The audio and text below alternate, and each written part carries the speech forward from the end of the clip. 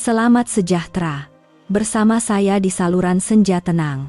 Tangan saya masih terketar-ketar seolah-olah bau dakwat merah pada surat cerai yang baru dimeterai masih melekat di hujung hidung saya ketika saya melangkah keluar dari pintu utama mahkamah. Angin hujung musim yang dingin menembusi kot saya, tetapi tidaklah sedingin tahun-tahun yang saya lalui dengan menahan nafas di dalam rumah saya sendiri. Jalan terasa luar biasa panjangnya, namun langkah kaki saya anehnya terasa ringan. Saya menarik nafas dalam-dalam dan kembali ke banglo mewah itu, tempat di mana setiap pintu seakan tertutup rapat di hadapan saya, tempat di mana setiap kata ibu mentua saya adalah undang-undang. Apabila pintu pagar besi terbuka, bunyi engselnya yang berkeriut kedengaran seperti satu amaran. Ibu mentua saya sudah pun berdiri di tengah-tengah ruang tamu, berpeluk tubuh, dan bertanya dengan suara yang dingin bak keluli. Kalau surat dah ditanda tangani, kemas barang kau dan berambus. Saya meletakkan beg tangan saya dan mengeluarkan satu file tebal yang syarat dengan jejak masa. Saya memandang tepat ke arah ibu mentua saya dan berkata, perlahan tetapi jelas, saya baru keluar dari mahkamah, dan pada masa yang sama, saya juga sudah bebas daripada ketakutan. Banglo bernilai 3 juta ringgit ini rumah saya, kenapa kamu semua yang tak keluar? Suasana menjadi tegang, pecah seperti kaca. Wajah 7 orang ahli keluarga mentua saya serentak mengeras. Bekas suami saya terhenti melangkah. Anak matanya hilang fokus, seperti seseorang yang baru terjaga dari mimpi yang indah. Apabila saya meletakkan geran tanah di atas meja kaca, bunyi kulit file yang menghentam permukaan meja kedengaran pendek dan padat. Wajah ibu mentua saya menjadi merah padam, bibirnya menggeletar. Rumah ini rumah anak aku. Saya melipatkan sedikit satu sudut dokumen itu dan menolaknya ke arah beliau. Semua dokumen ini atas nama saya.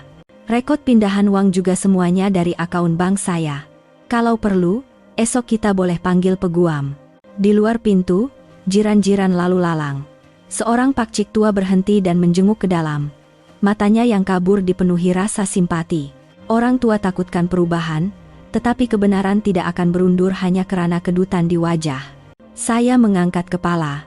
Ribut maruah, undang-undang, dan prasangka sedang membadai di bawah langit yang cerah, tetapi kali ini, saya telah memutuskan untuk berdiri teguh di tengah-tengah mata ribut itu. Detik saya meletakkan geran tanah di atas meja kaca itu bergema di telinga saya, seperti loceng yang harus menyedarkan semua orang dari lena. Tetapi dalam kesunyian yang mematikan itu, saya tidak merasakan sebarang kemenangan. Saya hanya melihat tahun-tahun muda saya berlalu, seperti film yang diputar perlahan. Sejak hari saya melangkah masuk ke rumah ini sebagai menantu, saya telah mencurahkan hampir ke semua uang simpanan perkawinan yang diberikan oleh ibu bapak saya. Ditambah pula dengan uang yang saya kumpul selama 10 tahun bekerja, saya membeli banglo ini. Saya memilih untuk mendaftarkannya secara senyap di atas nama saya, bukan karena saya berkira, tetapi karena pada masa itu, bank memerlukan bukti pendapatan, dan hanya saya yang memenuhi syarat tersebut. Namun, 10 tahun kemudian, rumah itu hanya dikenali dengan gelaran baru, rumah keluarga mentua. Dan saya hidup seperti penyewa di rumah yang saya bina sendiri. Ada malam-malamnya, saya menaip papan kekunci dengan senyap sehingga jam 2 pagi, mata menjadi kabur di hadapan monitor, sambil memujuk diri, asalkan keluarga aman, aku boleh tahan semua ini. Kata-kata ibu mentua saya, orang perempuan, bila dah kahwin, dia milik keluarga suami, masih terngiang-ngiang. Saya menahannya, berpikir bahwa berdiam diri adalah cara untuk menjaga keharmonian. Tetapi kebisuan yang berpanjangan menjadi jerat yang tidak kelihatan, mencekik jantung saya. Dan hari ini, apabila semuanya berakhir dengan sekeping surat cerai, barulah saya sadar bahwa kehidupan perkawinan yang saya lalui tidak ubah seperti hukuman penjara tanpa parol. Dan ibu mentua saya, yang kini hampir mencecah usia 70 tahun dengan uban yang mula kelihatan di pelipisnya. Jauh di lubuk hatinya, beliau juga hanyalah seorang wanita tua yang takut kehilangan tempat bergantung.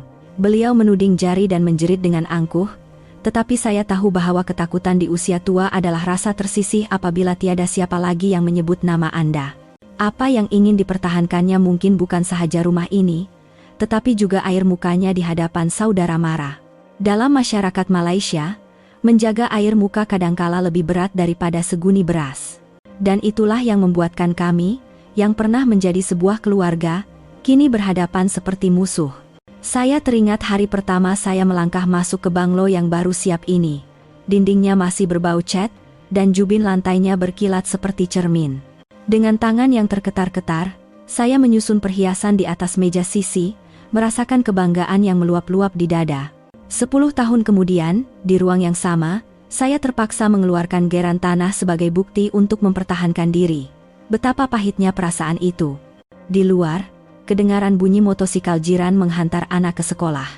Mereka masih menjalani kehidupan biasa mereka, dan hanya saya yang berada di tengah-tengah badai bernama keluarga. Satu bahagian dalam diri saya ingin menjerit. Ingin memberitahu semua orang bahwa setiap bata dan setiap tingkap di sini terlekat keringat saya. Tetapi satu bahagian lagi teringat akan ibu bapa saya di kampung. Pada hari perkawinan saya, mereka menghulurkan sampul surat nipis sambil berpesan, simpan baik-baik untuk waktu susah. Jika mereka mendengar berita anak perempuan mereka bercerai, penderitaan mereka pasti akan berganda. Saya tidak boleh berdiam diri lagi. Dan saya tahu, hari ini hanyalah permulaan. Kerana maruah mereka telah tercalar, keluarga mentua saya tidak akan berundur dengan mudah. Tetapi kali ini, saya sudah bersedia. Saya telah mengumpulkan setiap slip pindahan akaun, resit, penyata bank, dan surat perjanjian pinjaman. Dokumen-dokumen yang kelihatan kering itulah yang menjadi nafas dan perisai saya dalam menghadapi badai yang bakal tiba. Saya memandang ibu mentua saya. Beliau memalingkan mukanya, coba menyembunyikan air mata yang bergenang di tubir matanya. Buat pertama kalinya, saya merasakan getaran sebenar pada bahunya yang rapuh. Itu bukan getaran seorang yang berkuasa, tetapi getaran seorang wanita tua yang takut kehilangan tempat bergantung yang terakhir. Tetapi rasa simpati tidak boleh memutarkan kembali roda masa. Saya harus mempertahankan apa yang menjadi milik saya. Saya menarik nafas dalam-dalam dan bersuara dengan tegas. Mulai sekarang, saya tidak akan berdiam diri dan membiarkan diri dipijak lagi. Rumah ini saya yang beli, dan saya akan mempertahankannya. Jika tuan-tuan dan puan-puan mahu tinggal di sini, sila tinggal dengan rasa hormat. Sejurus selepas kata-kata itu diucapkan, suasana di dalam bilik itu seakan hancur berkecai. Semua orang memandang saya dengan pandangan bercampur baur antara syakwasangka, kemarahan, dan rasa tidak berdaya. Saya melangkah ke balkoni, angin meniup rambut saya, dan saya dapat merasakan bahwa ribut yang sebenar baru sahaja akan bermula. Malam pertama selepas saya berkata, "Banglo bernilai 3 juta ringgit ini rumah saya. Kenapa kamu semua yang tak keluar?" Seluruh rumah seakan terperangkap dalam udara yang pekat dan melekit. Tiada siapa yang bercakap lagi, tetapi bunyi keluhan, bunyi kerusi diseret, dan bunyi barang-barang yang berlanggar semasa mereka tergesa-gesa mengemas barang kedengaran lebih kuat daripada guruh. Saya berbaring di atas katil saya.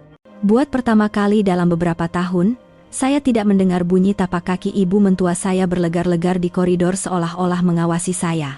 Di sebalik dinding, mereka senyap.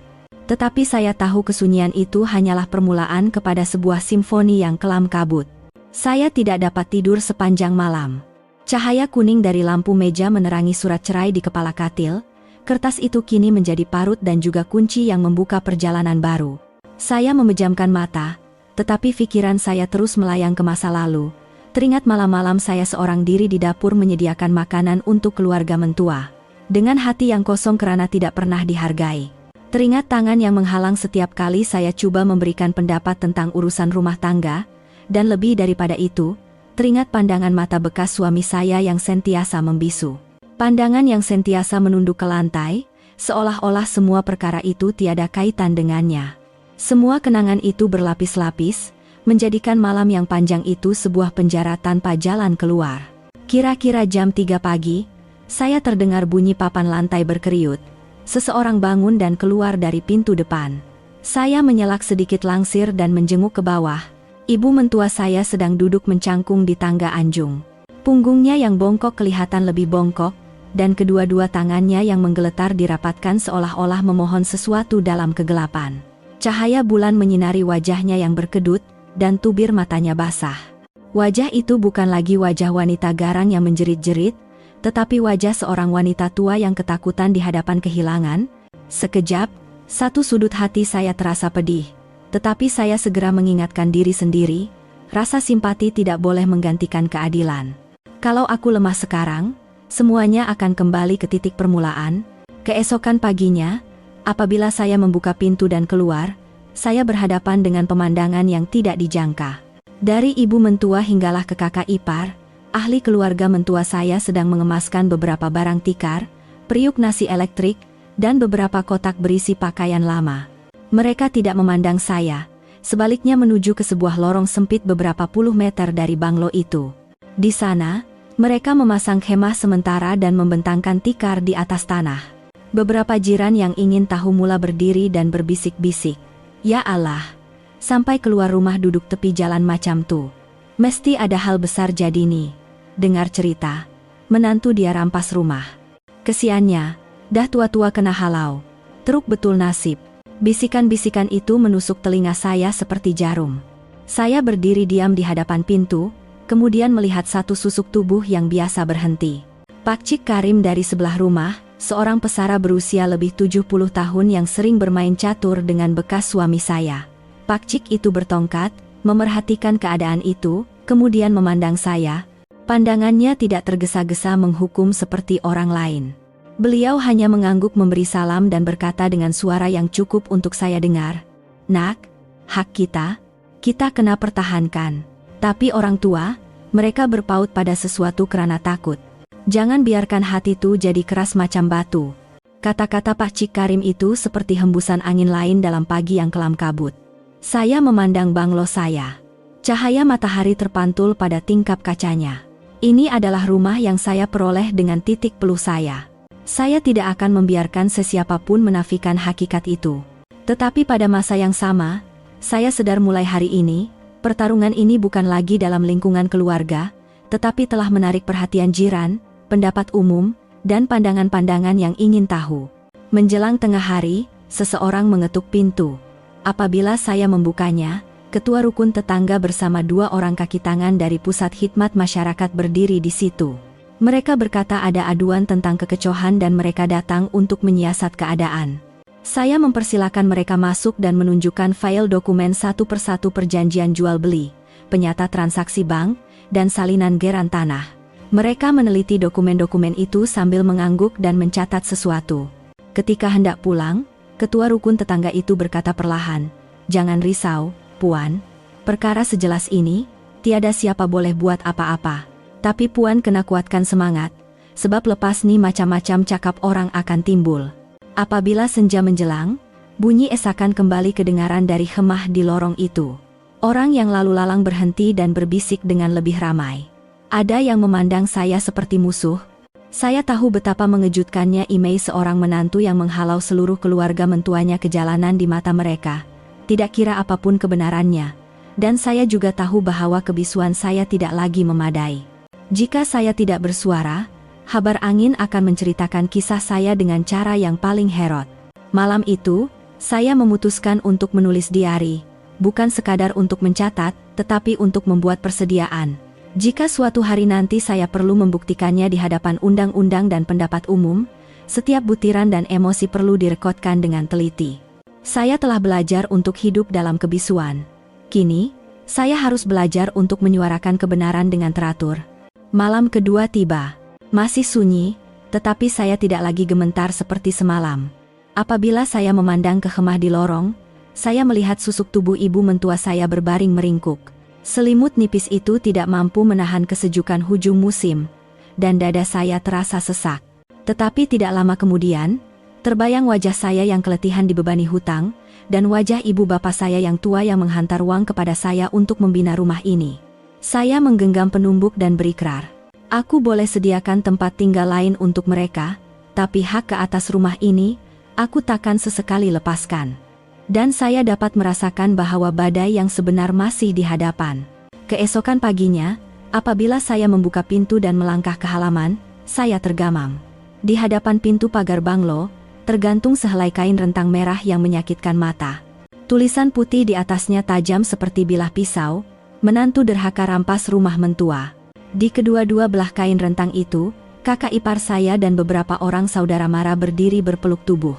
Pandangan mata mereka seolah-olah bersedia untuk memerangkap saya sebaik sahaja saya keluar. Ibu mentua saya pula duduk gah di atas kerusi plastik, menjerit dengan suara yang nyaring agar seluruh kawasan perumahan dapat mendengarnya. Ini rumah anak aku. Perempuan tak gunani halau kami sekeluarga ke tepi jalan. Ya Tuhan, mana ada manusia tak berhati perut macam ni. Saya menarik nafas dalam-dalam. Jiran-jiran mula berkumpul, wajah-wajah yang ingin tahu menjenguk dari sebalik pintu pagar besi, dan bisikan-bisikan kedengaran. Betul ke? Macam mana menantu dia boleh buat macam tu? Rumah besar macam tu, mestilah duit keluarga mentua dia. Kesiannya makcik tu, dah tua-tua merempat tepi jalan. Bisikan-bisikan itu menghiris hati saya seperti ditabur garam. Jika saya yang dahulu, mungkin saya sudah lemah semangat, menangis terdesak-desak, tergesa-gesa memberi penjelasan, malah mungkin menyerah kalah.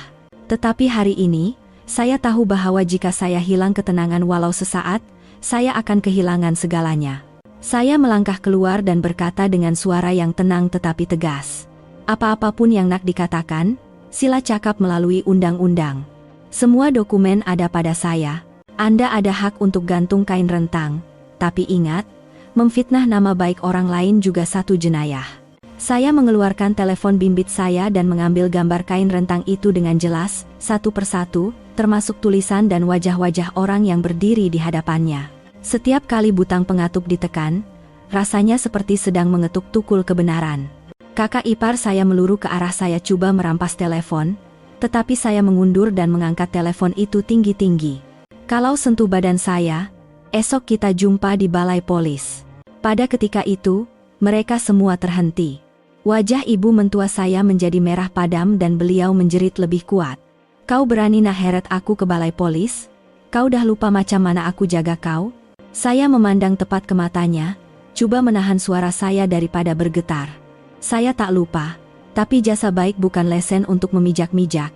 Hak saya akan pertahankan. Sepanjang pagi itu, kain rentang merah itu seperti satu tompok hitam yang terbentang di hadapan mata penduduk taman. Saya terdengar dengan jelas suara kanak-kanak yang lalu lalang berbisik, dekat rumah tu ada pencuri. Hati saya pedih. Bukan karena takut, tetapi karena kasihan pada diri sendiri. Seseorang yang telah hidup dengan baik selama bertahun-tahun, kini dipandang sebagai penjenayah di mata dunia. Tidak lama kemudian, anggota polis mengetuk pintu.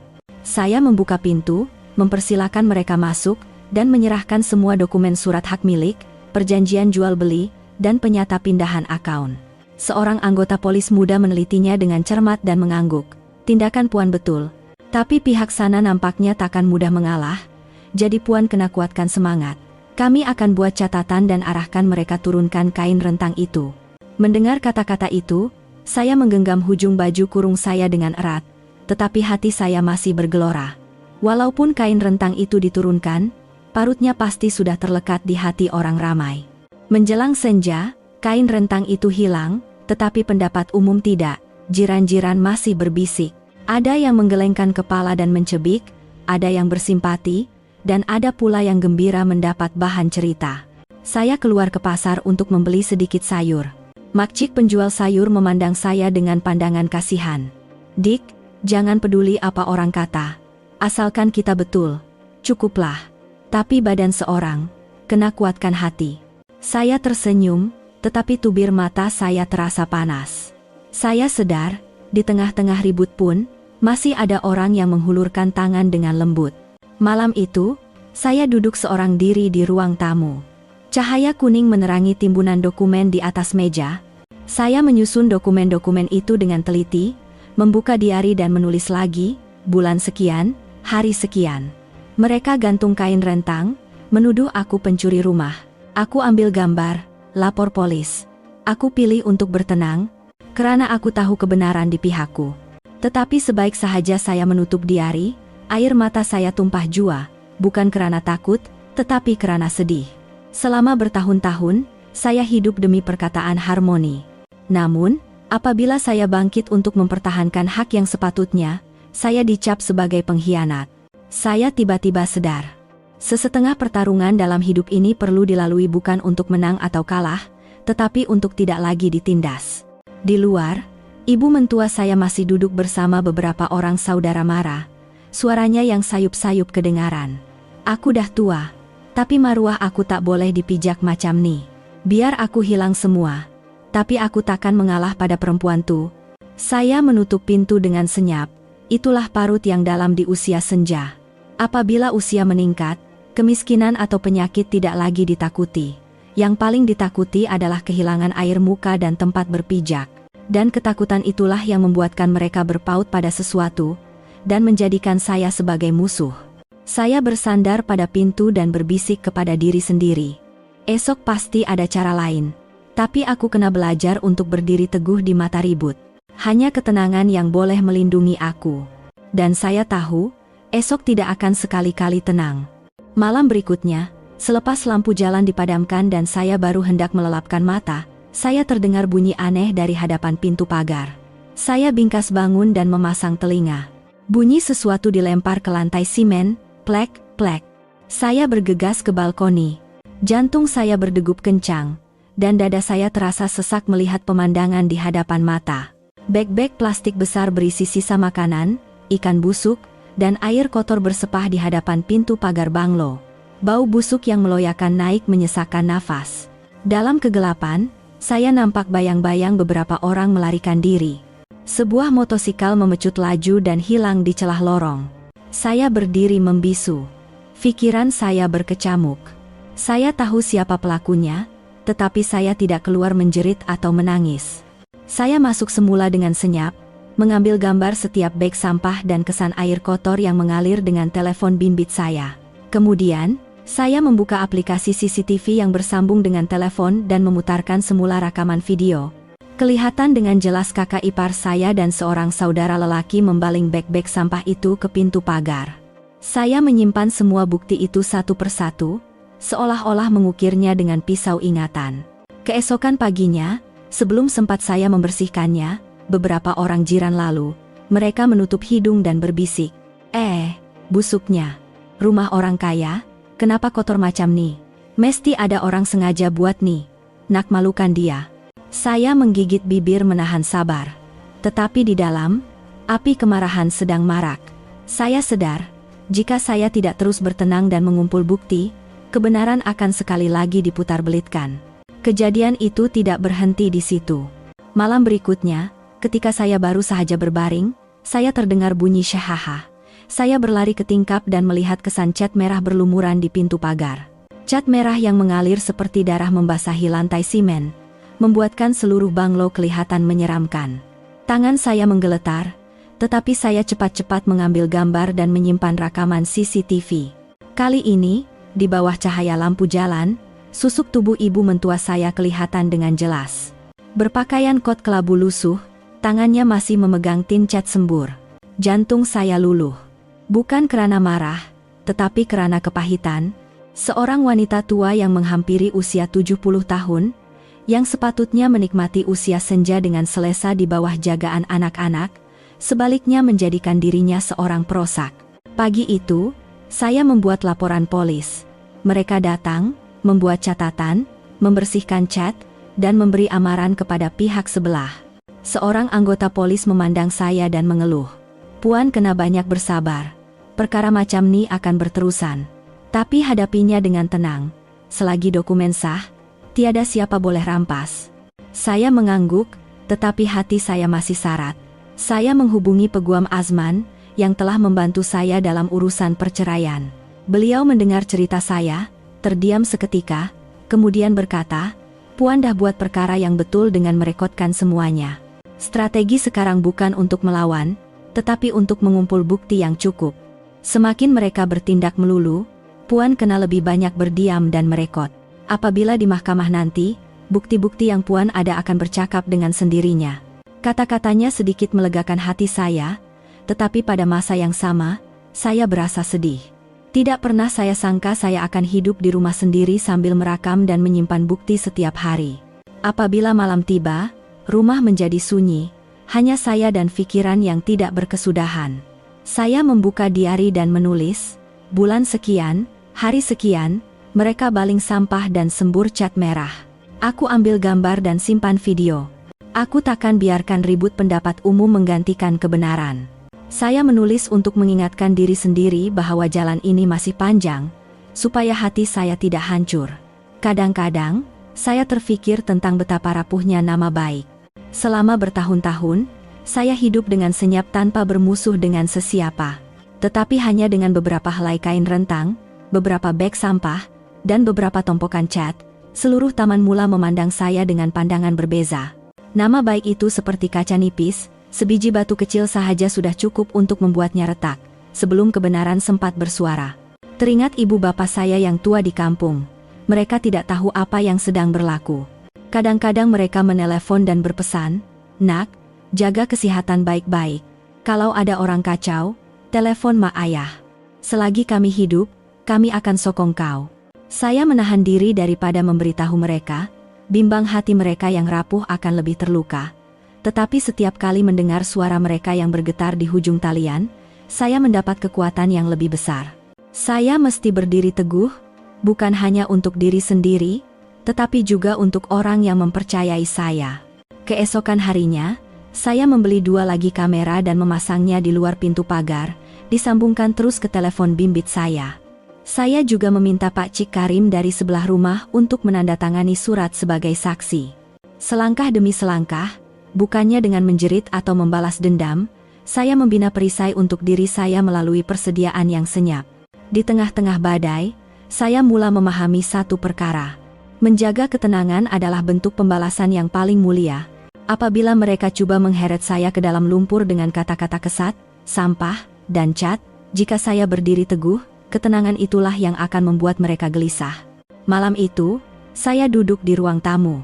Cahaya lampu menerangi lantai yang bersih, dan di luar, angin menyelinap masuk melalui celah pintu.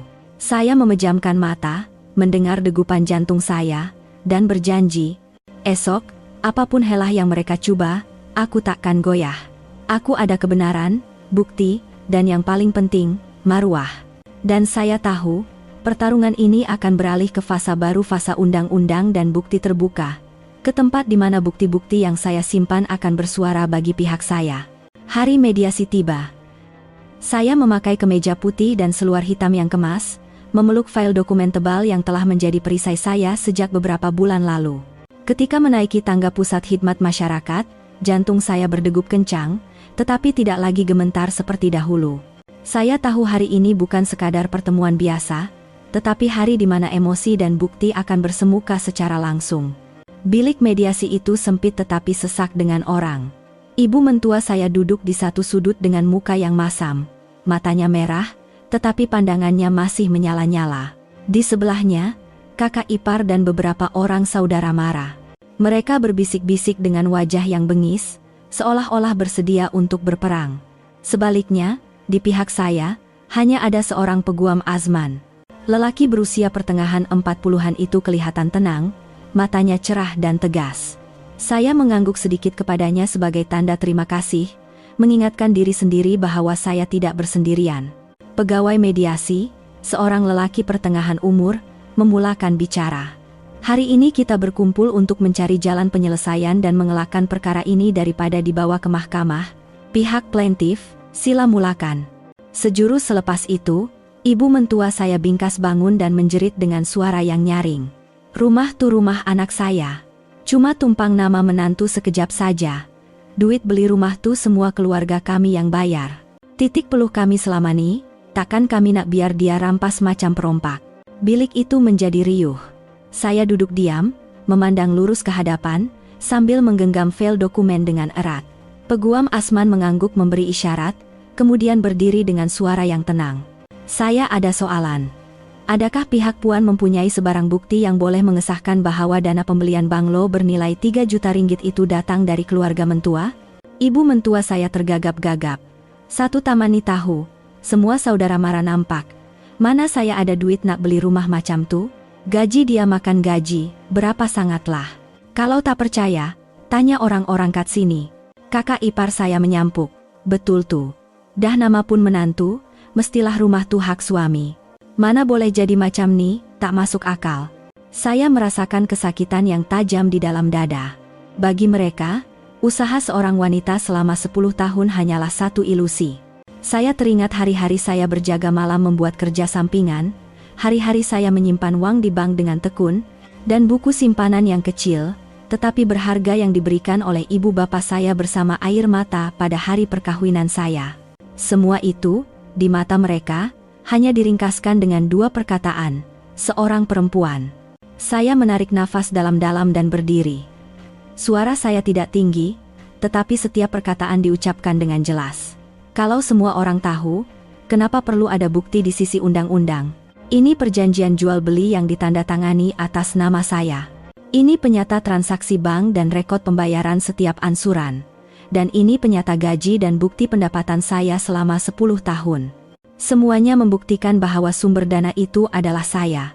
Saya membuka file dokumen itu dan meletakkan setiap helai di atas meja. Mata pegawai mediasi itu mengikuti dokumen-dokumen itu sambil mengangguk. Peguam Asman menambah, mengikut undang-undang keluarga, harta yang diperoleh melalui dana pribadi sebelum perkawinan, atau yang dapat dibuktikan sebagai aset pribadi adalah milik individu tersebut. Dakwaan berdasarkan semua orang tahu tidak mempunyai kesan undang-undang. Ibu mentua saya menjerit. Apa peduli undang-undang? Dah dia hidup dengan anak aku, semua tuh anak aku punya. Saya memandangnya. Di sebalik mata yang penuh kemarahan itu, saya nampak ketakutan. Ketakutan akan kehilangan tempat berpijak, ketakutan akan cemuhan orang ramai bahwa menantu menghalau ibu mentua. Tetapi saya tidak boleh lemah lagi. Pegawai mediasi itu mengetuk meja dengan pennya dan berkata dengan tegas. Saya ingatkan sekali lagi, mediasi ini berdasarkan dokumen dan undang-undang. Pihak yang tidak mempunyai bukti kukuh, kami akan mencatat kenyataan Anda dan kes ini akan dirujuk ke mahkamah. Udara di dalam bilik menjadi berat. Saudara Mara di pihak ibu mentua saya beransur-ansur senyap. Beberapa orang menundukkan kepala, mengelak pandangan saya. Mereka sendiri tahu bahwa di dalam hati mereka, tiada bukti, hanya prasangka lapuk bahwa perempuan tidak boleh memiliki, dan segalanya adalah milik lelaki. Saya duduk semula. Jantung saya masih berdegup laju seperti baru melalui badai, tetapi pikiran saya terasa lebih lapang. Buat pertama kalinya, saya tidak lagi menunduk dan berdiam diri. Saya berani bersuara, dan undang-undang menyebelahi saya. Selepas mediasi tamat, saya melangkah keluar. Langit diwarnai senja, dan cahaya matahari terakhir memancar di atas jalan. Saya mengangkat kepala, merasakan bahu saya sedikit lebih ringan. Tetapi saya tahu jalan di hadapan masih panjang. Mediasi hanyalah permulaan. Jika mereka tidak menerimanya, kes ini pasti akan ke mahkamah. Dan ketika itu, saya perlu menghadapi badai yang lebih besar. Dalam perjalanan pulang, saya terpandang susuk tubuh ibu mentua saya yang berdiri di sudut. Beliau memandang saya. Pandangan matanya mengandungi kebencian dan juga kesunyian yang mendalam. Saya tiba-tiba sadar betapa sedihnya usia tua. Apabila kekuatan sudah tiada, orang hanya akan berpaut pada maruah dan hak bersuara yang terakhir. Tetapi simpati bukan sinonim dengan mengalah. Saya tahu, jika saya melepaskannya sekarang, segala pengorbanan selama 10 tahun lalu akan menjadi debu. Setibanya di rumah, saya membuka diari dan menulis. Bulan sekian, hari sekian. Sesi mediasi. Mereka bawa kemarahan, aku bawa bukti, undang-undang di pihakku. Tapi aku tak boleh leka, mereka takkan berhenti. Aku kena terus kuat. Malam itu, saya duduk di tepi tingkap. Cahaya bulan jatuh senyap di atas kertas. Hati saya pedih tetapi penuh dengan kebanggaan. Saya sadar, ini bukan sekadar pertarungan untuk mempertahankan rumah, tetapi pertarungan untuk membuktikan nilai diri saya. Pertarungan seorang wanita yang tidak lagi menerima hidup dalam kebisuan. Selepas sesi mediasi, saya sangka semuanya akan menjadi reda. Tetapi hanya beberapa hari kemudian, badai lain melanda. Kali ini, bukan sampah atau cat merah. Ia adalah habar angin yang merebak pantas seperti api di padang lalang. Pagi itu, ketika saya ke pasar untuk membeli tauhu dan sayur untuk dibuat lauk, saya terdengar bisikan yang biasa. Dengar cerita dia kena cerai sebab ada hubungan dengan lelaki lain. Bukan tuje, dia palsukan dokumen, rampas geran rumah tuh. Muka nampak baik, tapi rupanya hati busuk. Bisikan-bisikan itu seperti pisau yang tidak menyentuh kulit tetapi terus menusuk ke jantung. Saya menggigit bibir dan berpura-pura tidak mendengar. Tetapi kaki saya terasa longlai. Setiap pandangan yang melintas seperti satu penghakiman yang tidak kelihatan, mengubah saya dari mangsa menjadi pesalah. Pada sebelah petang, seorang rakan sekerja lama menelepon. Dia bertanya dengan berhati-hati, "Suraya, kat luar heboh cerita pasal awak. Awak oke ke?" Dekat pejabat pun dah tersebar. Semua orang berbisik-bisik. Saya memaksa diri untuk ketawa dan berkata, "Saya oke, Kak, cuma habar angin je." Tetapi selepas meletakkan telepon, saya terduduk di kerusi dan menekuk muka dengan kedua-dua tangan. Saya tahu, dalam masyarakat ini, nama baik lebih rapuh daripada kaca. Satu pembohongan yang diulang-ulang boleh dengan mudah menggantikan kebenaran. Malam itu, saya menulis diari lagi. Tetapi kali ini, bukan sekadar untuk merekod. Saya mula merancang jaringan keselamatan untuk diri sendiri. Saya perlukan orang yang percaya pada saya, yang boleh menjadi saksi, dan yang akan berada di sisi saya apabila badai pendapat umum coba menumbangkan saya. Saya mengetuk pintu rumah Pak Cik Karim di sebelah dan menceritakan segalanya. Selepas mendengar cerita saya, Pak Cik itu mengangguk perlahan. "Nak, Pak Cik dah tua, tak takut dengan cemuhan orang. Pak Cik akan jadi saksi. Jangan peduli apa orang kata. Kalau kita hidup dengan jujur, Tuhan tahu, bumi tahu." Kata-kata Pak Cik itu menghangatkan hati saya, seperti secebis cahaya dalam kegelapan yang pekat. Seterusnya, saya menelepon rakan sekerja saya dan memintanya untuk merekodkan cerita-cerita yang didengarinya di pejabat, lengkap dengan tarikh dan masa. Saya sadar bahwa habar angin juga adalah sejenis senjata, dan jika tidak dilawan dengan bukti, ia boleh menenggelamkan segalanya. Saya berjumpa dengan Peguam Asman dan menjelaskan semua keadaan. Beliau menasihati saya agar tidak perlu bertikam lidah. Kuatkan ikatan dengan orang yang percaya pada Puan, dan biarkan undang-undang yang berbicara. Habar angin palsu, jika tiada siapa yang menyuburkannya, akan mati dengan sendirinya. Tetapi hati saya masih terasa pedih. Setiap malam apabila saya berbaring, saya seolah-olah mendengar bunyi bising di sekeliling rumah. Kadang-kadang, saya bermimpi diikat di tengah-tengah pasar. Ratusan orang membaling batu ke arah saya sambil menjeritkan kata-kata yang tidak benar. Saya akan terjaga dengan badan yang basah lencun oleh peluh sejuk. Saya sadar bahwa pendapat umum yang berniat jahat mempunyai kuasa pemusnah yang sama dahsyatnya dengan keganasan fisikal. Keesokan harinya, saya memutuskan untuk berhadapan dengannya secara langsung. Saya pergi ke pasar dan mengangkat kepala tinggi-tinggi. Apabila saya terdengar bisikan, saya berhenti, tersenyum dan berkata, "Sesiapa yang ada bukti saya palsukan dokumen, sila tunjukkan. Kalau tidak, jangan tambah dosa dengan mulut." Pasar itu senyap untuk beberapa saat. Saya nampak wajah-wajah yang kelihatan malu. Saya tahu saya tidak boleh menghentikan semua habar angin. Tetapi sekurang-kurangnya, saya boleh membuktikan bahwa saya tidak tumbang. Dalam beberapa hari itu, saya benar-benar menyadari betapa terdedahnya seorang wanita selepas bercerai. Bukan sahaja kehilangan suami dan tempat bergantung, tetapi juga menjadi sasaran mudah untuk menjadi bahan bualan orang. Teringat pesanan ibu saya, "Nak, bila orang lain dah tak sayangkan kau, kau kena sayangkan diri kau 2 kali ganda." Kini, barulah saya faham sepenuhnya maksudnya. Mempertahankan diri bukan sahaja tentang melawan musuh, tetapi juga tentang menjaga hati agar tidak busuk di mamah kebencian. Saya memutuskan untuk membuat satu file khas bernama Habar Angin dan Saksi. Di dalamnya, saya merekodkan setiap habar angin yang saya dengar. Siapa, di mana, dan bila ia diperkatakan. Beberapa perbualan saya rakam. Saya meminta Pak Cik Karim untuk menandatangani surat pengesahan apabila beliau mendengar orang lain menyebarkan maklumat palsu. Saya mengikat segalanya menjadi satu rantaian bukti baru. Jika perlu, saya akan menggunakannya di mahkamah bukan sahaja untuk mempertahankan harta, tetapi juga maruah saya. Lewat malam, ketika cahaya lampu jalan menerangi tingkap, saya melihat susuk ibu mentua saya di luar. Beliau duduk seorang diri di bawah hemah, memeluk lutut dan memandang jauh.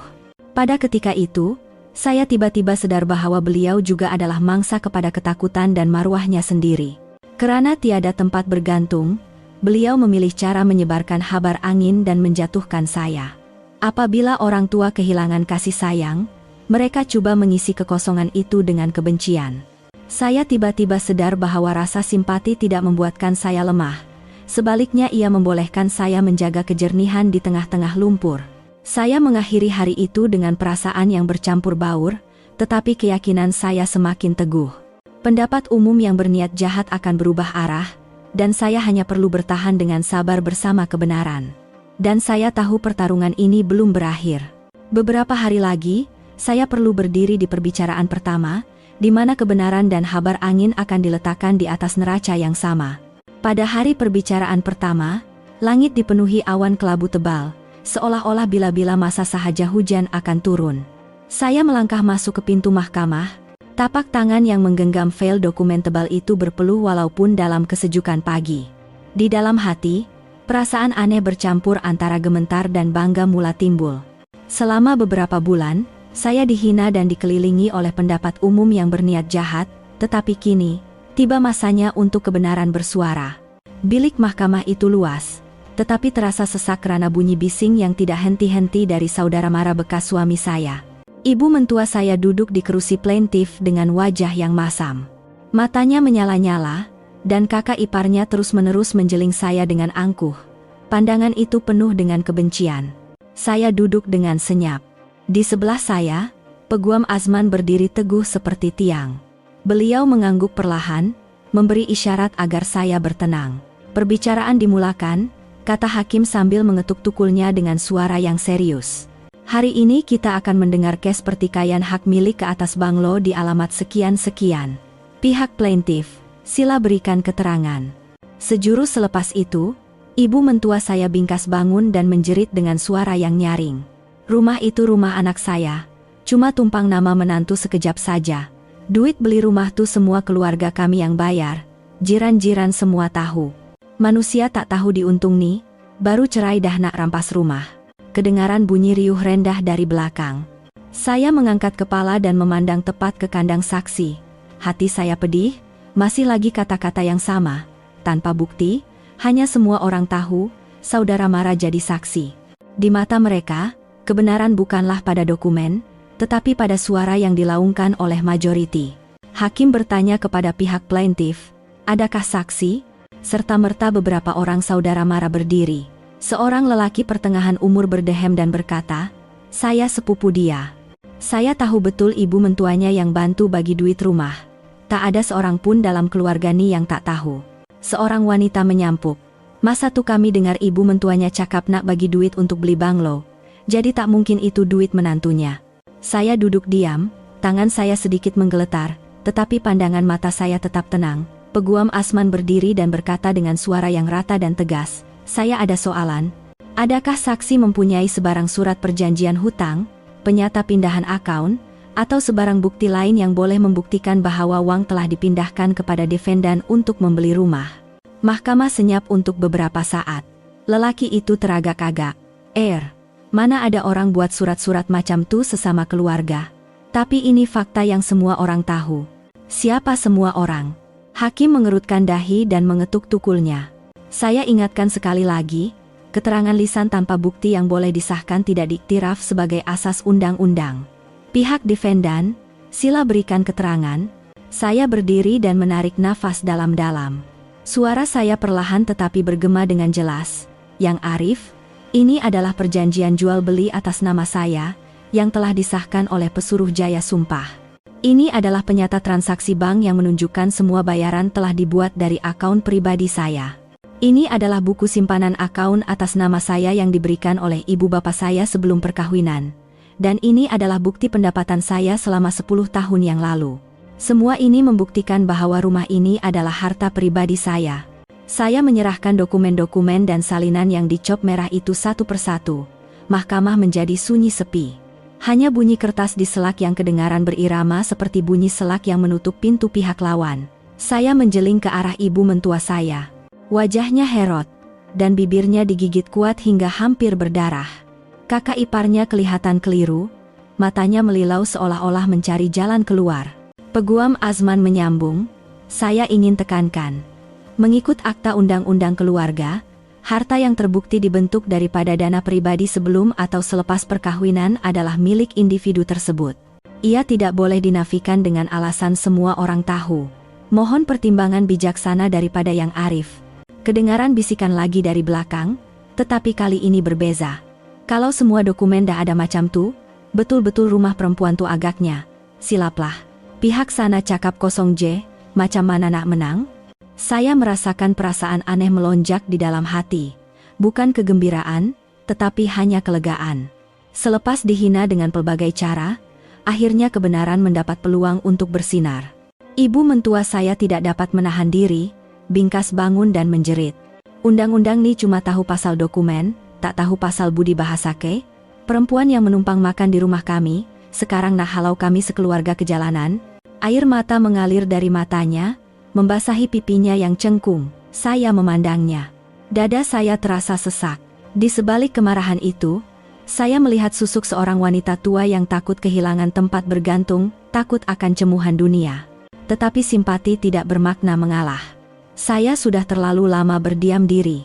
Hakim mengetuk tukulnya untuk menenangkan keadaan. Sila bertenang, mahkamah akan mengumpul bukti tambahan dan meneliti dengan lebih terperinci sebelum menyambung perbicaraan pada tarikh berikutnya. Ketika keluar dari mahkamah, saya menarik nafas dalam-dalam dan mengangkat kepala. Langit masih mendung, tetapi hati saya terasa lebih cerah. Saya tahu jalan masih panjang dan perbicaraan masih ada, tetapi kali ini saya tahu saya tidak bersendirian. Saya mempunyai undang-undang, bukti, dan sokongan senyap dari jiran-jiran yang mengetahui keadaan sebenar. Dalam perjalanan pulang, saya terpandang susuk ibu mentua saya yang berdiri di sudut pintu mahkamah. Pandangan matanya mengandungi kebencian dan juga keletihan yang mendalam. Saya tiba-tiba terfikir betapa sukarnya usia tua. Apabila kuasa hilang, orang hanya akan terperangkap dalam obsesi untuk menjaga marwah. Tetapi rasa simpati tidak boleh membuatkan saya memalingkan muka dari kebenaran. Rumah itu adalah seluruh usia muda saya, dan saya akan mempertahankannya hingga akhir. Malam itu, saya membuka diari. Bulan sekian, hari sekian, perbicaraan pertama. Saksi mereka hanya ada kata-kata, tiada bukti. Kebenaran akhirnya mula didengari. Tapi aku tahu ini hanyalah permulaan. Di luar, hujan awal musim panas menitis di atas bumbung genting, mengeluarkan bunyi tik, tik, tik. Saya memejamkan mata, membiarkan bunyi hujan itu membersihkan segala kekotoran pendapat umum, sambil bersiap untuk pertarungan panjang yang akan datang. Perbicaraan kedua berlangsung hanya 2 minggu kemudian. Saya melangkah masuk ke mahkamah dengan hati yang lebih tenang, tetapi kali ini, serangan balas yang tidak dijangka melanda.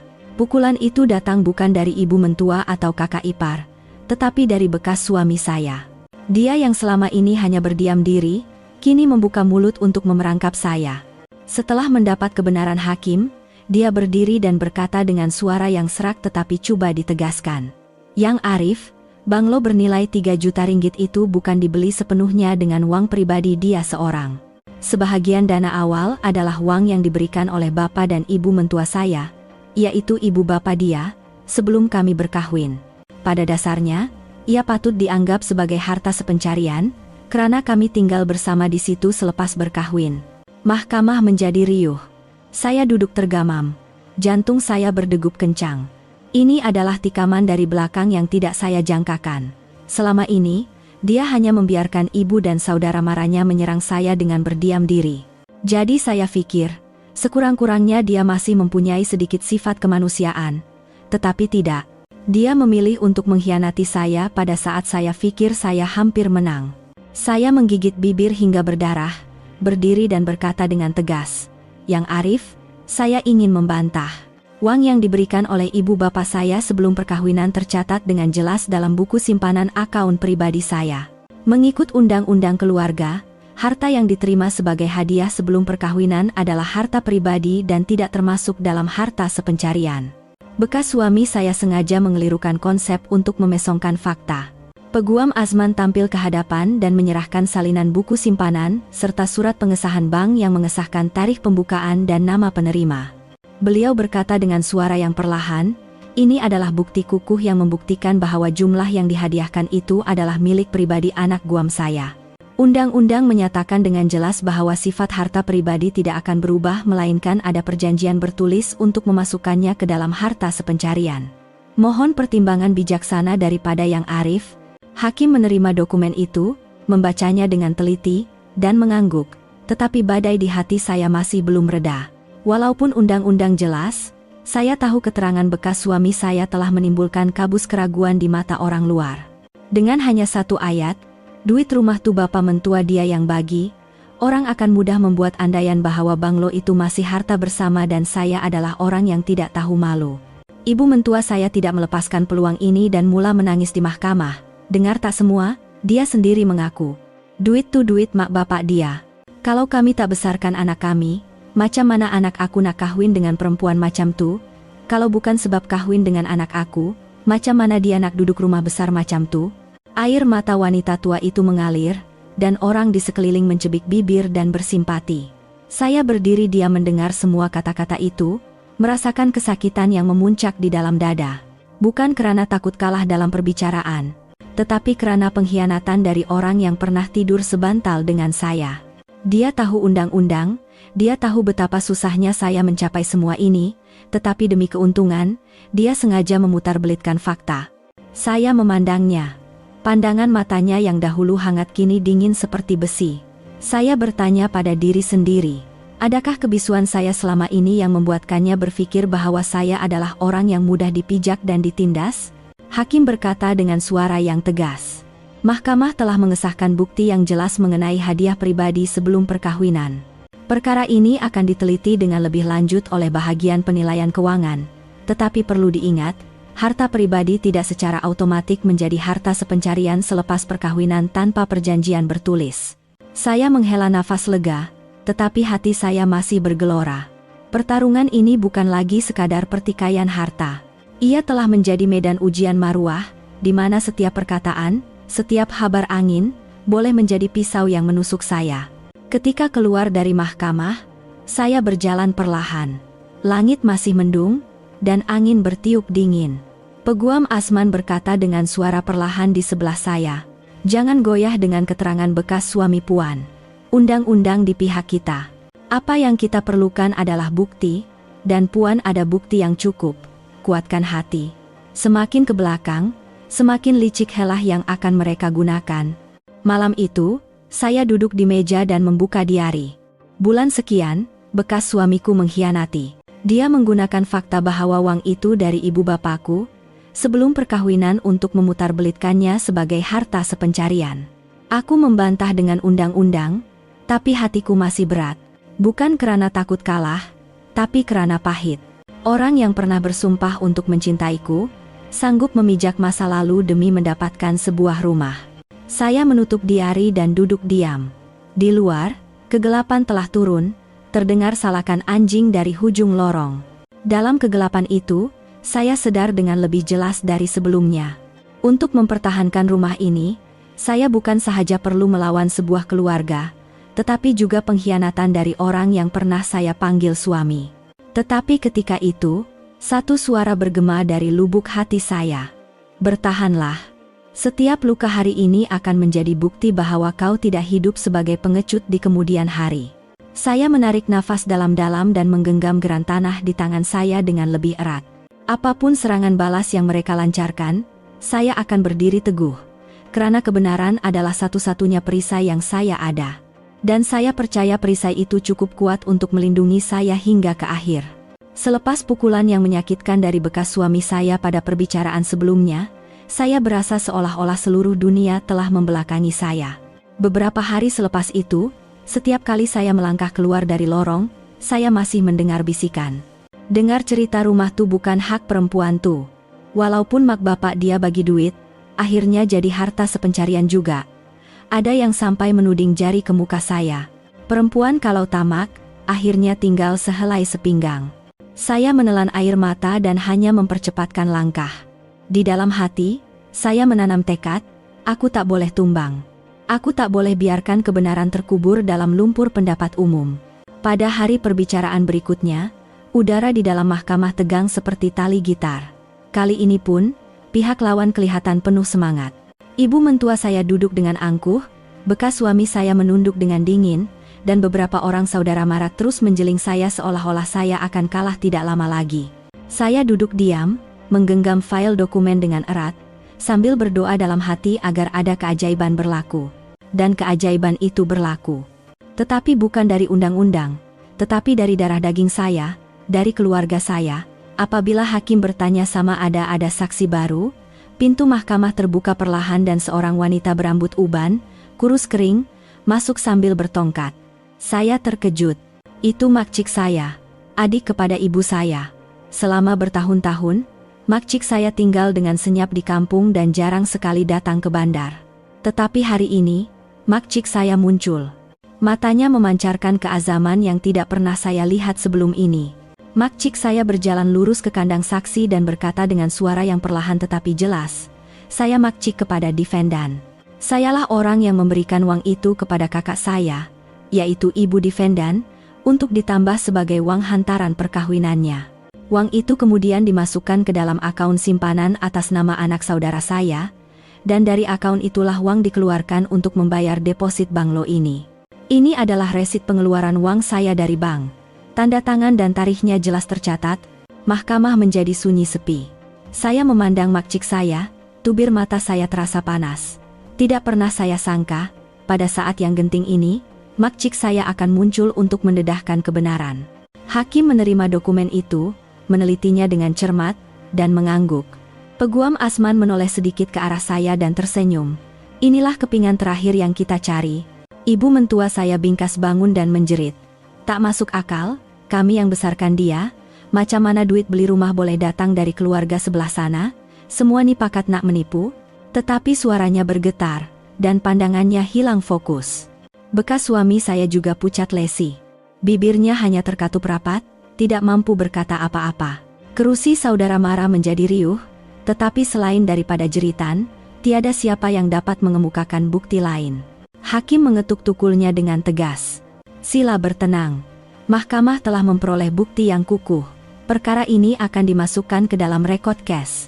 Pada ketika itu, saya merasakan seolah-olah sejalur cahaya menembusi awan gelap yang telah menyelubungi saya selama beberapa bulan. Bukan cahaya kemenangan, tetapi cahaya keadilan. Saya mengangkat kepala dan memandang makcik saya. Dahinya berpeluh, tetapi senyumannya ceria. Saya ingin berlari dan memeluknya, tetapi saya hanya mampu merapatkan kedua-dua tangan dan memandangnya dengan mata yang berkaca. Apabila saya keluar dari mahkamah, bisikan yang kedengaran berbeza dari sebelumnya. Rupanya betul duit keluarga sebelah sana. Tak ada kena-mengena dengan keluarga mentua, perempuan tu yang betul. Dokumen semua ada, kesian dia. Selama ni kena salah faham. Pandangan yang dahulunya dingin beransur-ansur berubah. Bukan lagi penghinaan, tetapi rasa kasihan, malah sedikit rasa hormat. Saya tahu pendapat umum mudah berubah arah, tetapi sekurang-kurangnya kali ini, ia berpihak kepada saya berkat kebenaran yang terungkap. Dalam perjalanan pulang, makcik saya memegang tangan saya dan berkata dengan suara yang hangat, "Suraya, makcik tak sanggup tengok kau sorang-sorang lagi. Orang lain boleh menipu, tapi kebenaran tak boleh disembunyikan selamanya. Bertahanlah, keluarga kita akan sentiasa ada di sisi kau." Saya menangis teresak-esak. Buat pertama kalinya dalam beberapa bulan, air mata itu tidak lagi pahit, tetapi terasa manis kerana kelegaan. Malam itu, saya duduk di meja dan menulis di dalam diari. Bulan sekian, makcik muncul dan memberikan bukti yang merungkai kabus yang dicipta oleh bekas suami. Pendapat umum mula berubah, dan aku tidak lagi bersendirian. Keadilan akhirnya tersenyum. Saya menutup diari dan memandang keluar dari balkoni. Lampu jalan memancarkan cahaya kuning lembut ke lorong sempit yang setiap hari terpaksa saya lalui di bawah pandangan mata orang ramai. Hari ini, langkah kaki saya terasa lebih ringan. Saya tahu kebenaran telah bertapak dengan lebih kukuh di hati orang. Tetapi saya tahu pertarungan ini belum berakhir. Emosi masih ada, dan keputusan akhir juga belum dibuat. Saya perlu bersiap dan menjadi lebih kuat untuk hari-hari yang akan datang. Angin malam bertiup lembut, membawa bau bunga melur. Saya memejamkan mata, menarik nafas dalam-dalam, dan membiarkan hati saya menikmati saat damai ini. Dan pada ketika itu, saya berbisik, "Terima kasih, makcik. Terima kasih kepada dunia ini kerana memberi peluang kepada kebenaran untuk bersuara." Apabila hari penilaian keuangan tiba, saya merasakan jantung saya seolah-olah dicengkam. Semua kebenaran, semua usaha selama beberapa bulan ini, kini bergantung pada dua perkataan, penilaian keuangan. Jika keputusannya memihak kepada saya, banglo ini akan dapat dipertahankan. Tetapi jika ada sedikit pun kesilapan, mereka akan mengambil kesempatan untuk memutar-belitkannya, dan saya akan kembali terjerumus ke dalam lingkaran keraguan.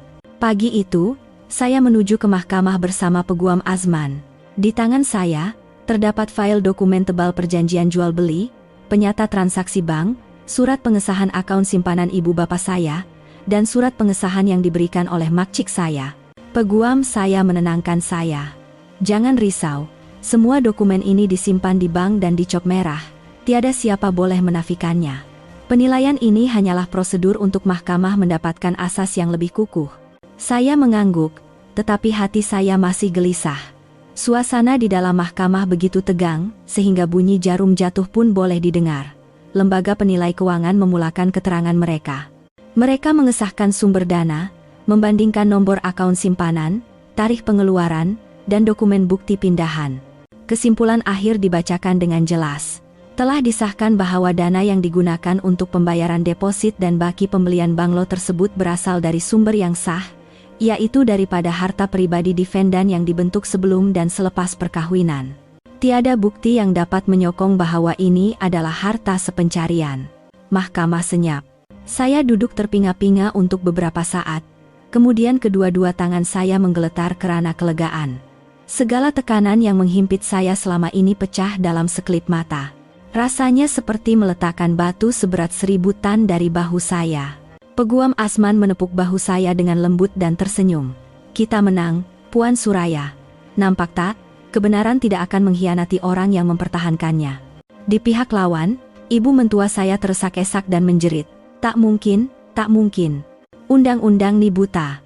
Cuma tengok dokumen, langsung tak peduli penat lelah keluarga kami. Macam mana menantu boleh rampas rumah anak. Beliau terhuyung hayang seperti orang yang kehilangan semua tempat bergantung. Kakak iparnya pucat lesi dan tidak dapat berkata apa-apa. Bekas suami saya pula duduk termenung. Pandangan matanya kosong, seolah-olah tidak pernah menyangka akan kalah dengan begitu teruk. Hakim berkata dengan tegas, sila bertenang. Mahkamah dengan ini memutuskan bahwa banglo ini adalah hak milik sah defendan.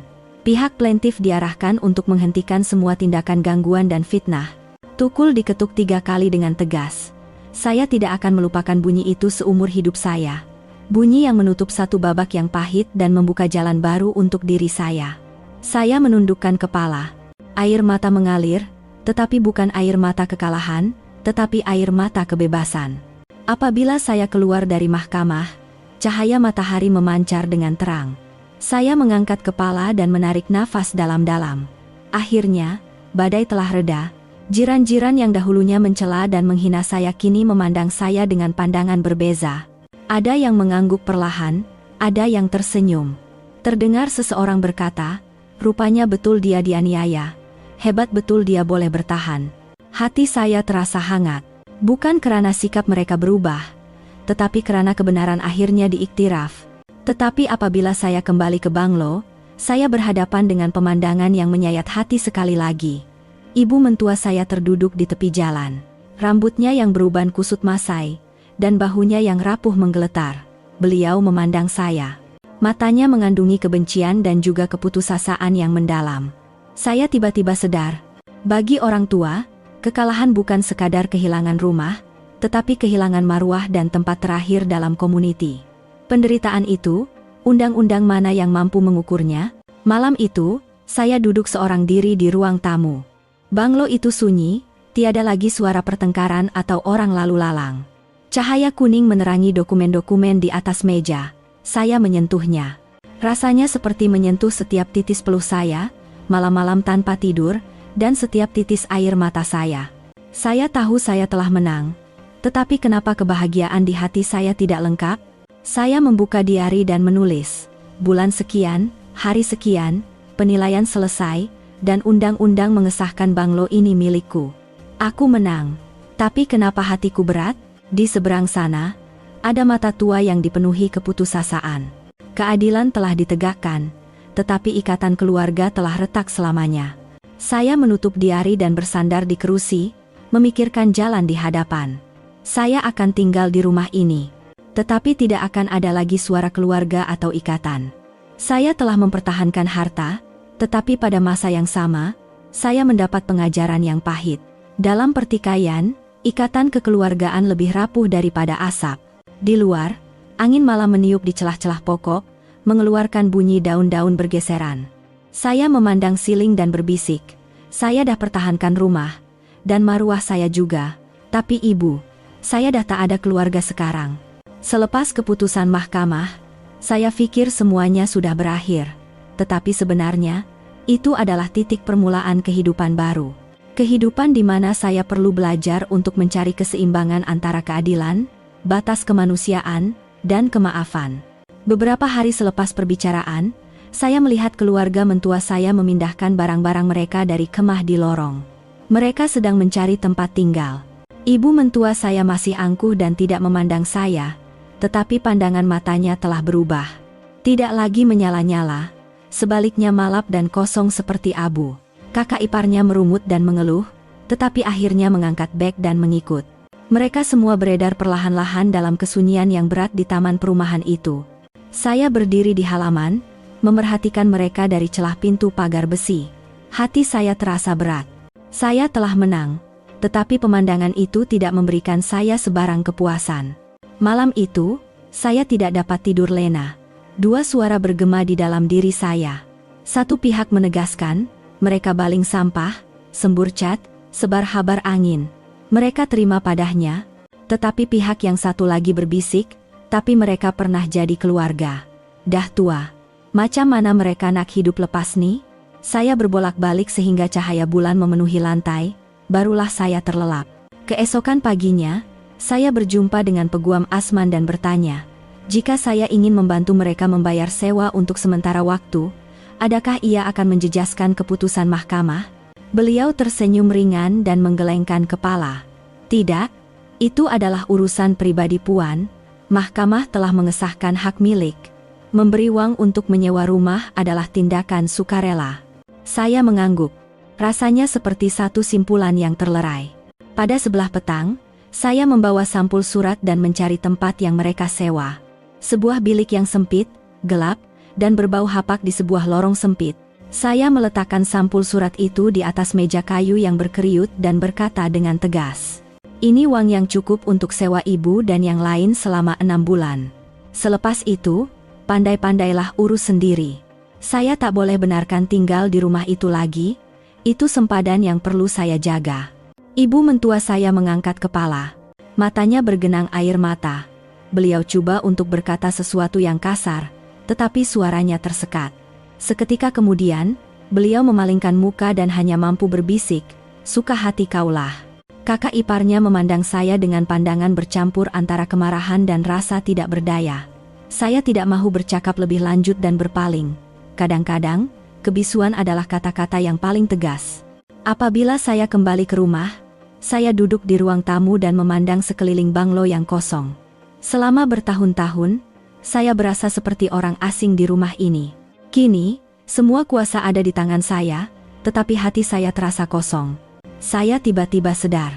Kemenangan bukan sinonim dengan kebahagiaan, ia hanya memberikan saya tempat yang setimpal dengan usaha saya.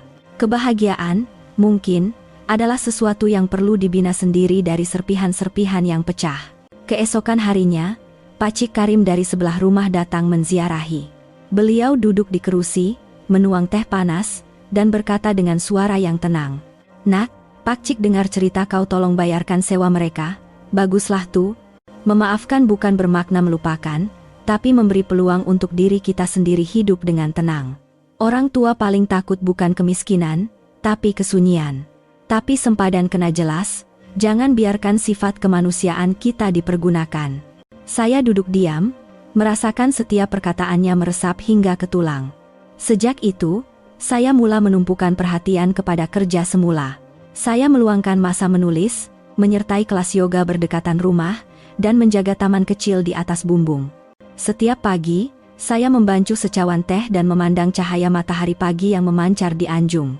Saya merasakan hati saya menjadi lebih ringan. Saya sadar, untuk menyembuhkan luka, saya tidak boleh hanya melihat ke belakang atau terlalu sibuk bertahan. Saya perlu menanam benih baru untuk masa depan saya sendiri. Kadang-kadang, saya terserempak dengan mereka di pasar.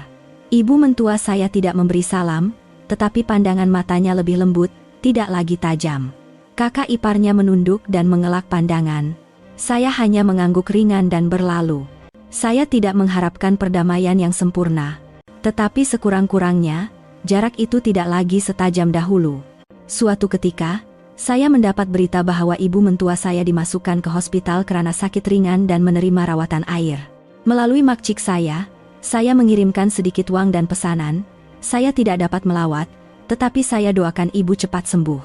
Makcik saya memberitahu bahwa beliau terdiam lama, kemudian hanya mengeluh dan berkata, dia dah banyak berubah. Hati saya terasa tenang. Tiada lagi dendam, tetapi saya juga tidak mahu terikat kembali. Saya tahu, sesetengah hubungan perlu berhenti pada tahap di mana ia tidak lagi menyakiti satu sama lain. Saya menulis di dalam diari. Bulan sekian, hari sekian, aku melangkah ke persimpangan lain dalam hubungan manusia.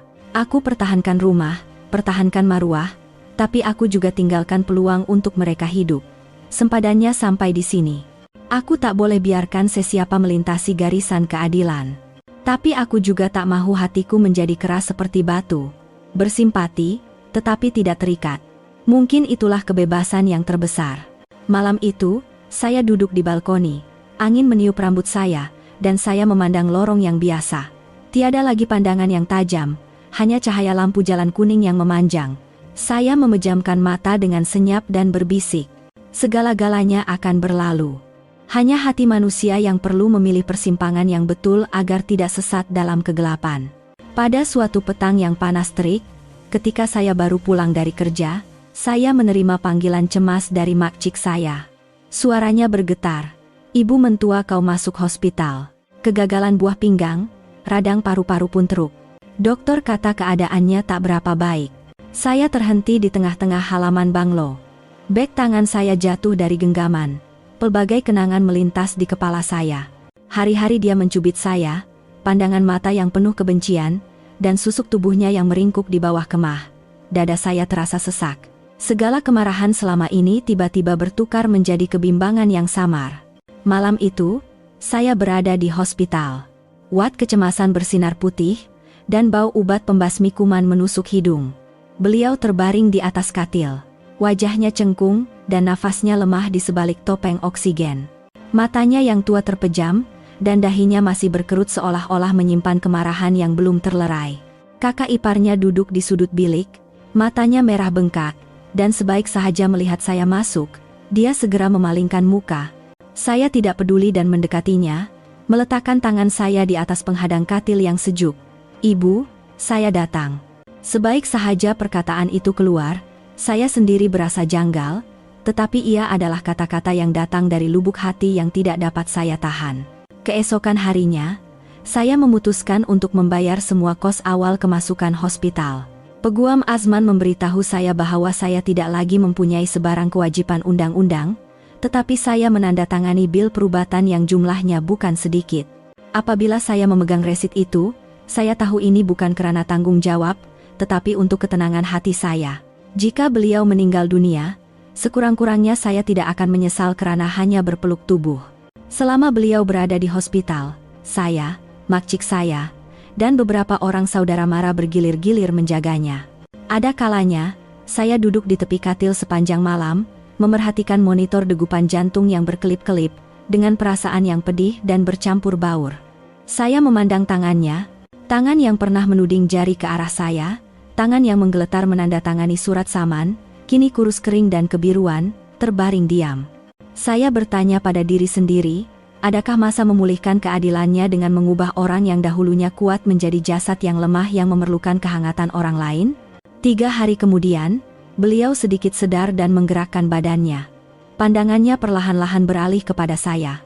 Saya coba memalingkan muka, tetapi tangannya yang lemah memegang pergelangan tangan saya dengan lembut. Sentuhan yang bergetar, tetapi di dalamnya terkandung 1000 perkataan. Saya terdengar bisikannya yang seperti desiran angin. Mak, salah. Hanya 3 perkataan, tetapi ia seperti bilah pisau yang menghiris dan pada masa yang sama menjahit hati saya. Air mata saya jatuh ke atas pipinya yang panas. Saya menggenggam tangannya dengan lebih erat dan berkata dengan suara yang tersekat-sekat, "Ibu, tak perlu minta maaf. Rehatlah tenang-tenang." Beliau menggelengkan kepala dengan lemah. Dengan bibir yang bergetar, beliau berkata, "Mak, pentingkan diri. Sebab nak jaga air muka, mak susahkan kau, susahkan diri sendiri, maafkan, mak." Selepas berkata begitu, nafasnya menjadi sesak, dan mesin oksigen mula berkelip. Dokter bergegas masuk dan membetulkan mesin. Saya berundur, tetapi air mata saya tidak berhenti mengalir. Malam itu, saya tidak dapat tidur. Saya duduk di koridor hospital, memerhatikan orang yang lalu lalang. Keluarga yang kehilangan ahli keluarga, berpelukan sesama sendiri. Wajah-wajah yang ceria karena pesakit telah melepasi saat kritikal. Saya sadar betapa nipisnya sempadan antara hidup dan mati. Segala kebencian dan pertikaian akhirnya menjadi tidak berdaya di hadapan dua perkataan, kewujudan. Dan di hadapan kematian, hati manusia menjadi lebih jujur dari sebelumnya. Keesokan paginya, saya kembali kuat dan melihat beliau tidur dengan lebih nyenyak. Saya duduk dan mengelap peluh di dahinya dengan lembut, sambil berdoa dalam hati. Ibu, saya dah tak dendam lagi. Saya cuma harap ibu tenang. Apapun yang berlaku, saya takkan biarkan ibu keseorangan. Kakak iparnya terkejut melihat saya menjaganya dari luar pintu, tetapi saya tidak berkata apa-apa. Saya tidak lagi mahu membuktikan apa-apa kepada sesiapa. Saya hanya mahu jujur pada hati saya.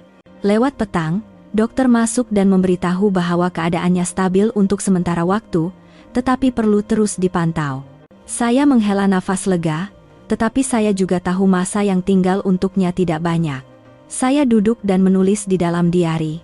Bulan sekian, hari sekian, beliau melafazkan 3 perkataan, maksalah. Setelah seumur hidup menjerit, yang tinggal hanyalah bisikan lemah. Aku sadar, kemaafan bukan kemurahan hati untuk orang lain, tetapi hadiah untuk diri sendiri. Hanya apabila dendam di hati hilang, barulah kita boleh bernafas dengan tenang. Malam itu, apabila saya pulang ke rumah, saya duduk di balkoni. Cahaya bulan memanjang di halaman, dan angin malam terasa sejuk. Saya teringat akan permohonan maaf yang lewat itu, dan hati saya terasa lebih ringan. Mungkin masa yang tinggal untuknya tidak banyak, tetapi sekurang-kurangnya, saya dapat mendengarnya sebelum terlambat. Dan saya tahu, esok saya akan kembali ke hospital, bukan dengan kemarahan, tetapi dengan kemaafan terakhir untuk satu kehidupan. Hari-hari terakhir ibu mentua saya, udara di hospital sentiasa terasa berat. Saya duduk di sisinya, mendengar bunyi alat pengukur degupan jantung yang berirama tetapi semakin lemah dari hari ke hari. Warna putih yang sejuk, bau obat pembasmi kuman yang menusuk hidung, dan cahaya lampu pendar fluor yang terang membuatkan wajahnya kelihatan lebih pucat. Saya pikir, dengan permohonan maaf yang lewat itu, segalanya sudah berakhir, tetapi tidak. Beliau mempunyai satu lagi rahasia yang disimpan di dalam hati, satu kebenaran yang ingin diluahkan sebelum menutup mata. Pada suatu petang, ketika saya sedang mengelap dahinya dengan tuala suam, beliau membuka matanya perlahan dan berkata dengan bibir yang bergetar, "Ada benda yang kau perlu tahu, supaya nanti kau tak berdendam." Saya menunduk lebih dekat, memasang telinga pada nafasnya yang putus-putus. "Dulu, masa beli rumah, bukan duit keluarga kau saja. Keluarga kita pun ada bagi sikit, adik aku. Paksu kau, dia tahu." Saya tergamam. Setiap perkataan itu jatuh di dada saya seberat batu. Jadi, sebahagian daripada deposit banglo itu memang mengandungi uang dari keluarga mentua. Uang yang selama ini mereka perbesar-besarkan, mendakwa seluruh rumah itu milik mereka. Saya memandangnya. Di sebalik anak matanya yang kabur, saya nampak penderitaan dan konflik antara maruah dan kebenaran. Beliau ingin memberitahu saya agar saya tidak lagi tertanya-tanya, tetapi pada masa yang sama, seolah-olah mengharapkan saya memahami bahwa beliau tidak menipu sepenuhnya. Saya memegang tangannya yang kurus kering, dan bertanya dengan suara yang bergetar. "Banyak ke duit tuh, Ibu?" Beliau menggelengkan kepala dengan lemah. "Tak banyak. Berbanding 3 juta, macam setitik garam dalam laut. Tapi sebab nak jaga air muka, aku jadikan itu sebagai alasan. Aku salah. Tapi paksu kau boleh cerita lebih lanjut." Selepas berkata begitu, beliau terlelap dalam tidur yang cetek, keletihan. Malam itu, saya tidak dapat tidur lena. Satu soalan mengganggu saya. Haruskah saya mencari Pak Su dan mengesahkannya? Atau haruskah saya membiarkan rahasia itu terkubur agar beliau boleh pergi dengan tenang? Jika saya mendedahkan segalanya, kebenaran akan menjadi jelas, tetapi ia mungkin akan memberinya penderitaan yang lebih besar. Jika saya menyembunyikannya, saya perlu memikul beban ini seumur hidup. Keesokan paginya, saya memutuskan untuk mencari Pak Su. Beliau seorang yang lemah lembut, menghabiskan seumur hidupnya dengan mengusahakan kedai membaiki basikal di pekan. Apabila saya melangkah masuk ke rumah papan sederhananya, beliau mengangkat kepala. Matanya yang baik dipenuhi rasa bersalah. Saya memulakan bicara. Ibu ada cakap, Pak Su tahu pasal duit yang dia bagi masa beli banglo dulu. Saya nak tahu kebenarannya. Pak Su mengeluh dan mempersilakan saya duduk. Ya, betul. Masa tu abang dengan kakak ipar kau ada kumpul sikit duit. Dalam 20.000 macam tu, sebab nak jaga air muka, mereka tak cakap betul-betul. Tapi, nak, berbanding 3 juta, apa sangatlah maknanya 20.000 tu? Rumah tu hasil usaha kau sepenuhnya. Kakak ipar kau, aku, semua tahu, tapi tak ada siapa berani cakap. Takut jadi gaduh besar. Saya duduk membisu. Hati saya bercampur baur. Jadi, selama bertahun-tahun, kebenaran itu bukan direka sepenuhnya, tetapi hanya diputar-belitkan. Uang yang sedikit itu, kerana maruah dan prasangka, telah diperbesarkan menjadi rumah anak aku, dan dari situlah tragedi bermula. Haruskah saya dedahkan perkara ini, Pak Su? Tanya saya dengan suara yang tersekat-sekat. Pak Su berpikir sejenak, kemudian menjawab, kalau nak cakap, cakaplah sekadar untuk lebih faham. Jangan untuk malukan sesiapa. Orang yang nak pergi, yang paling dia perlukan adalah ketenangan. Biar ibu kau pergi dengan ringan. Kebenaran tu, kau simpan sorang-sorang pun tak apa. Saya kembali ke hospital. Memandang ibu mentua saya yang tidur di atas katil, saya berbisik perlahan. Ibu, saya dah jumpa Pak Su. Saya dah tahu kebenarannya. Tapi saya dah tak salahkan ibu lagi. Saya faham, sesiapapun di dunia ni ada saat lemahnya. Menyembunyikan kebenaran untuk jaga air muka sikit. Air mata saya mengalir. Tetapi kali ini bukan rasa masin dendam, tetapi rasa manis melepaskan segalanya. Keesokan harinya, beliau sedar seketika. Saya memegang tangannya dan berkata perlahan, Ibu, saya dah tahu semuanya, rehatlah tenang-tenang. Saya tak dendam. Beliau memandang saya. Matanya bergenang air mata, dan bibirnya bergetar. Terima kasih, sebab tak biarkan aku pergi dalam rasa bersalah. Saya mengangguk. Tekad saya terasa perit. Pada ketika itu, tiada lagi permusuhan di antara kami, hanya ada 2 insan. Seorang sedang perlahan-lahan mengakhiri hidupnya, dan seorang lagi sedang belajar membuka hati untuk memaafkan. Apabila saya keluar dari hospital pada waktu malam, langit gelap pekat, hanya beberapa bintang yang berkelip. Saya mengangkat kepala dan berbisik. Saya dah tahu kebenaran terakhir, tapi saya akan jadikannya sebagai pengajaran, bukan sebagai parut.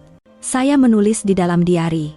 Bulan sekian, hari sekian, ibu mengaku keluarga mentua ada bagi sedikit uang. Aku jumpa Pak Su dan sahkan fakta, tapi aku pilih untuk diam. Memaafkan bukan memadam kebenaran, tapi menerimanya sebagai sebahagian dari hidup. Hanya apabila kebenaran tidak lagi dianggap sebagai beban, barulah ia menjadi cahaya. Saya menutup diari. Menarik nafas dalam-dalam, ketenangan aneh mula timbul di hati saya. Saya tahu perjalanan ini perlahan-lahan menuju ke penghujungnya. Dan apabila ia berakhir, saya tidak akan lagi menjadi wanita yang tertindas, tetapi seorang insan yang telah melalui badai dengan keteguhan dan kemaafan. Berita kematian ibu mentua saya tiba pada suatu pagi ketika hujan renyai-renyai. Telepon berdering, dan kakak ipar saya berkata dengan suara yang tersekat-sekat, "Ibu dah tak ada, boleh kakak datang?" Saya terduduk di kerusi. Mendengar bunyi hujan yang menitis berirama di atas bumbung genting, saya termenung. Pada ketika itu, tiada lagi kemarahan atau dendam di dalam diri saya, hanya kekosongan yang panjang dan dingin. Saya terpaksa berhadapan dengan berakhirnya satu era yang penuh dengan permusuhan. Majelis pengebumian diadakan secara sederhana di bilik sewa yang kecil dan usang yang pernah saya lawati. Asap kemenyan memenuhi ruang, dan cahaya lampu kuning yang malap serta kain putih yang diikat tergesa-gesa di kepala membuatkan semua orang kelihatan lebih tua. Saya memakai baju kurung hitam dan melutut di hadapan keranda yang diletakkan sementara. Wajahnya yang berkedut di dalam gambar kini kelihatan tenang. Saya merapatkan kedua-dua tangan dan menundukkan kepala. Hati saya bergelora. Pelbagai kenangan datang. Susuk tubuhnya yang menuding jari, jeritannya di mahkamah, dan saat dia memegang tangan saya dengan tangan yang bergetar di hospital sambil berbisik, "Mak salah." Semuanya berlalu seperti film. Ada kepahitan, tetapi ada juga kemaafan. Saudara Mara yang datang tidak ramai, dan beberapa orang jiran lama hanya singgah, membakar colok, dan pergi dengan senyap. Tiada lagi bisikan atau pandangan yang menuding. Mereka memandang saya dan mengangguk perlahan, seolah-olah berkata, semuanya sudah berlalu, carilah ketenangan. Kakak iparnya bersandar di sudut, matanya merah, menuang air untuk tetamu yang datang. Saya tidak lagi mendendaminya, karena kehilangan terbesar hari ini bukan milik saya, tetapi milik mereka. Apabila tiba giliran saya untuk membakar colok, saya meluruskan badan dan berlutut. Dengan tangan yang terketar-ketar, saya memegang 3 batang colok. Saya berdoa, Ibu, saya banyak berdendam dengan Ibu. Tapi hari ini, di hadapan jenazah Ibu, saya lepaskan segalanya. Saya takkan dendam lagi, semoga Ibu tenang di sana. Air mata membasahi pipi saya, tetapi saya mengekalkan suara yang jelas.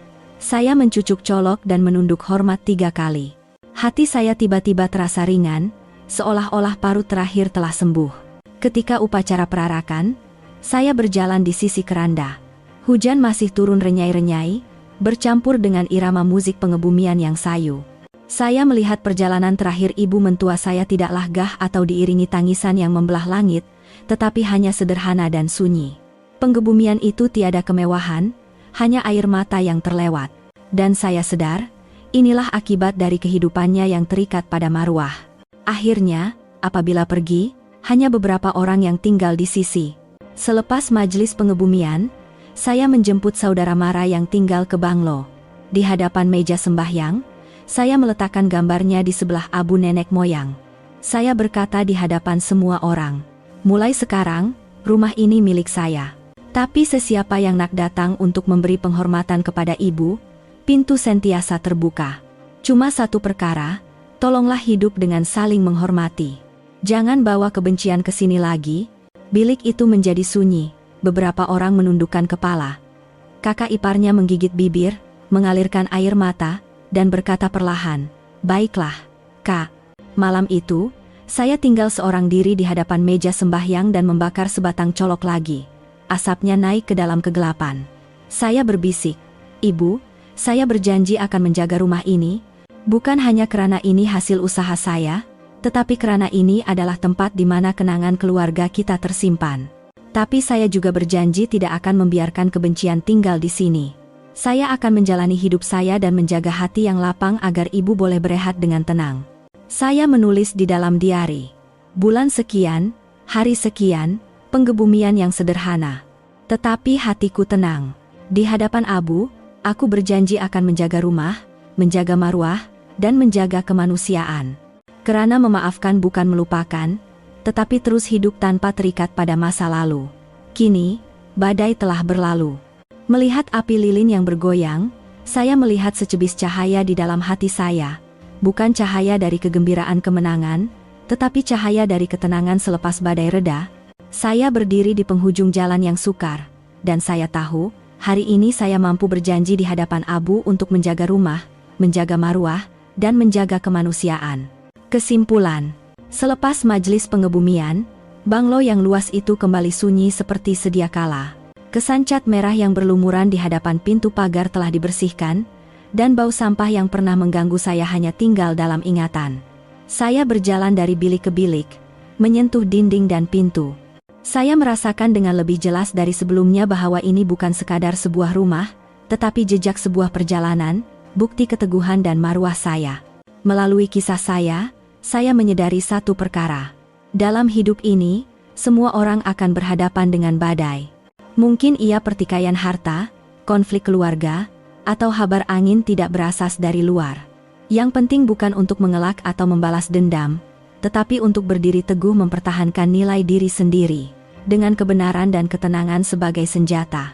Bagi ramai orang, rumah mungkin hanya sekadar material, bata dan bumbung, tetapi bagi saya, ia adalah marwah.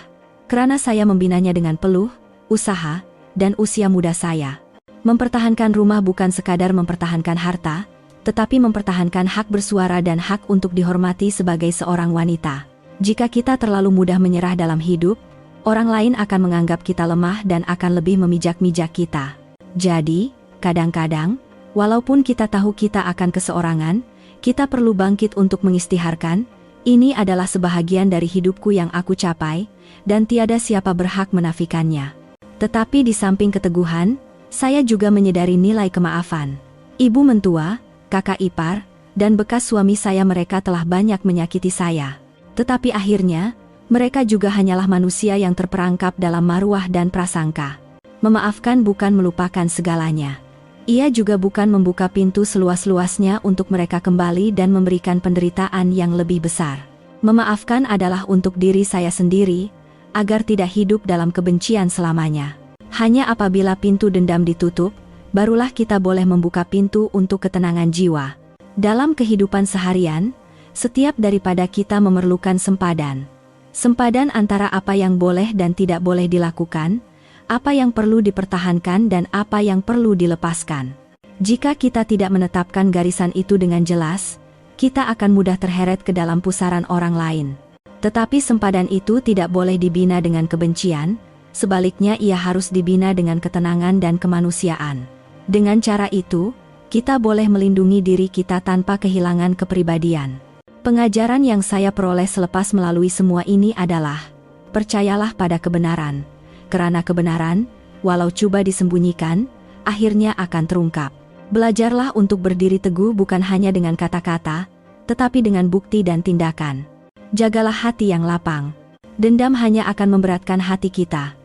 Dan yang terakhir, ingatlah bahwa rumah bukan sekadar tempat tinggal, tetapi simbol maruah. Mempertahankan rumah bermakna mempertahankan kuasa ke atas hidup kita sendiri. Kini, apabila saya duduk di balkoni dan melihat cahaya matahari petang yang memancar ke taman kecil saya merasakan ketenangan di hati. Badai telah berlalu, dan saya kekal cukup lembut untuk tidak menjadi keras seperti batu, dan cukup kuat untuk tidak tumbang. Saya ingin menyampaikan pesanan kepada Anda yang sedang mendengar cerita ini. Jika Anda juga sedang melalui hari-hari yang penuh badai, jangan putus asa. Percayalah, di sebalik badai pasti ada langit yang cerah. Dan beranilah untuk bangkit mempertahankan apa yang menjadi milik Anda, sama ada rumah, maruah, atau sekadar hak untuk hidup dengan tenang.